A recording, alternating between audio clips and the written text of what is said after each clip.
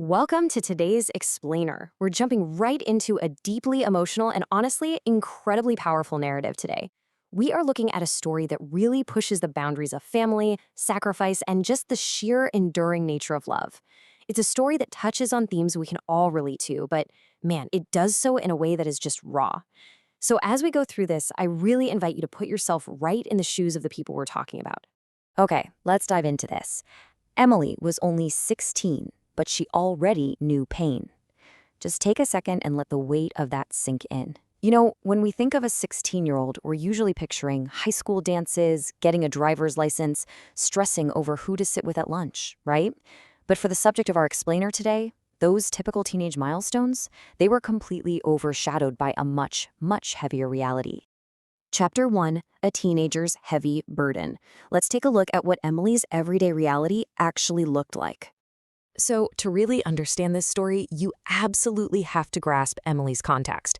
She and her mom, Sarah, lived in this small apartment in Chicago, and Sarah had been battling cancer for 2 long years. Emily's daily life was, frankly, grueling. I mean, picture this. Her mornings meant waking up way before the sun, making breakfast, and carefully helping her mom take her medicine. But then, she had to bax all of that up, rush out the door to school, and plaster on a brave smile. She was actively hiding her heartbreak from the rest of the world. It's a painfully split life that so many young caregivers are just forced to navigate every single day. Now, as you can imagine, the financial and emotional toll of an illness like this is massive. And one evening, the harsh reality of their situation culminated in this incredibly tender, heartbreaking moment. Sarah looks at her daughter and whispers, "Sweetheart, your birthday's next week. I'm sorry I can't buy you a gift this year." You can just feel the crushing guilt in those words, right? That absolute desperation of wanting to give your kid a moment of joy, but being physically and financially powerless to do it. And Emily? She just held her mom's hand super tight, smiled, and said, "Mom, you're the greatest gift God ever gave me." But what happens next is what really gets me. Sarah smiles back, but then she quietly turns her face away. And she turned away specifically so Emily wouldn't see the tears rolling down her cheeks. It's this profound mutual protection, you know? Both of them just desperately trying to shield the other from their own pain. Which brings us to Chapter 2, The Secret Sacrifice. Emily decides to come up with a desperate plan. Emily realizes that they can no longer afford Sarah's expensive medication, and that sparks something in her. The very next day, she takes matters into her own hands. And to be clear, she wasn't trying to save up for her own missing birthday present. Here's what she did. Step 1. She secretly starts working at a small grocery store after her already exhausting school day. Step 2. She saves every single dollar she earns. No snacks, no extras, nothing. All of this leading to Step 3. Her ultimate goal was to buy the expensive medicine her mom desperately needed, the medicine they literally could not afford anymore. So for an entire week, Emily works and she saves. And finally, she actually has enough. She rushes to the pharmacy, buys that vital medication, and then absolutely sprints back to their Chicago apartment. She ran home as fast as she physically could, literally racing against the clock, fueled by this massive hope that this medicine would just buy them a little more time. Chapter 3. Too Little, Too Late. The Tragic Arrival. Emily arrives at the apartment complex. Her heart is pounding out of her chest. She's got the medicine in her hand. She throws open the front door, fully expecting to call out to her mom. But instead, everything is silent.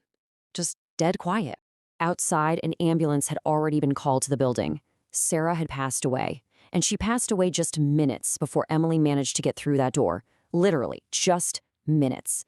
Emily dropped the hard-earned medicine right onto the floor and completely collapsed beside her mother's bed. She gave it absolutely everything she had. She ran as fast as she could, but she was just moments too late. Through her tears, kneeling there beside the bed, Emily whispers into the silent room, "I made it, Mom. I got your medicine. Please wake up."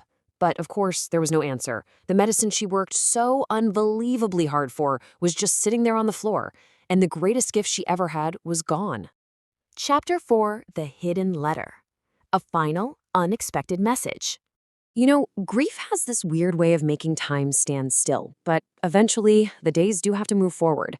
A few days after Sarah passed, Emily is facing that heavy, just gut-wrenching task of cleaning out her mom's room. And while she's sorting through a drawer, she spots a small envelope tucked away. It was hidden, deliberately waiting for her. And on the front, in her mom's handwriting, were these exact words, "Open this on your birthday." The very same birthday Sarah had apologized for not having a gift for. With shaking hands, Emily opens it up. Inside is a letter from Sarah, and it starts with this incredibly intimate, gentle farewell. My beautiful daughter, if you're reading this, it means I couldn't stay with you any longer. Think about that. Even in her final days, knowing the absolute end was near, Sarah's focus was 100% on comforting her child from beyond. But here's the thing. Sarah's dying wish wasn't a request for mourning. She wasn't asking for a lifetime of grief. Instead, she essentially leaves Emily an instruction manual for a beautiful life. She writes, "Please don't spend your life crying for me. Live your dreams. Be kind. Help people. And every time you smile, I'll be smiling with you."